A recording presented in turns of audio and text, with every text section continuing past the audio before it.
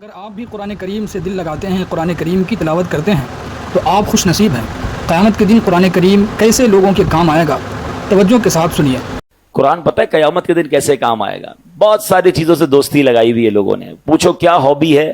میری hobby sports ہے، میری ہابی موبائل پر گیم کھیلنا ہے، میری ہابی کیا ہے جناب میں کمپیوٹر پہ ٹائم گزارتا ہوں، میری ہابی فلاں پتہ نہیں ٹامی جونی پتہ نہیں کس کس کی کتابیں پڑھتے رہتے ہیں۔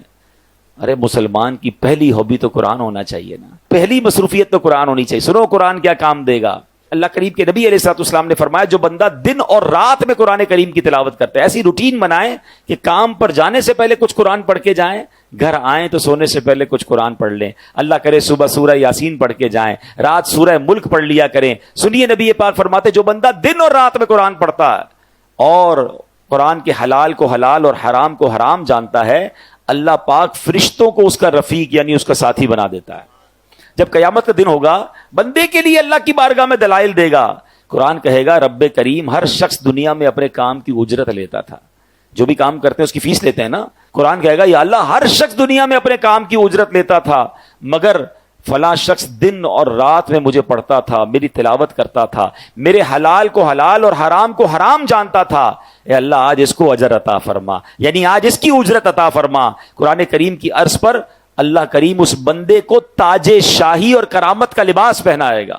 اب اللہ قرآن سے فرمائے گا حل ردیتا، اے قرآن کیا تو راضی ہے؟ ذرا غور کیجئے، بندے کو عزت کا تاج اور کرامت کا لباس پہنا کے بندے سے نہیں پوچھے گا، اللہ قرآن سے سوال کرے گا، اے قرآن تو راضی ہے؟ تو قرآن کہے گا یا رب اس سے بھی زیادہ افضل اجر عطا فرما۔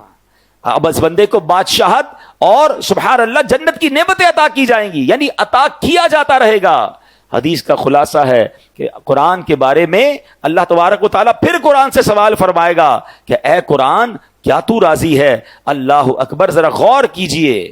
اور پھر ایک وقت آئے گا کہ قرآن کہے گا یا اللہ میں راضی ہوں۔ اب بتائیں دوستی کس سے کرنی چاہیے، ساتھ کس کا ہونا چاہیے؟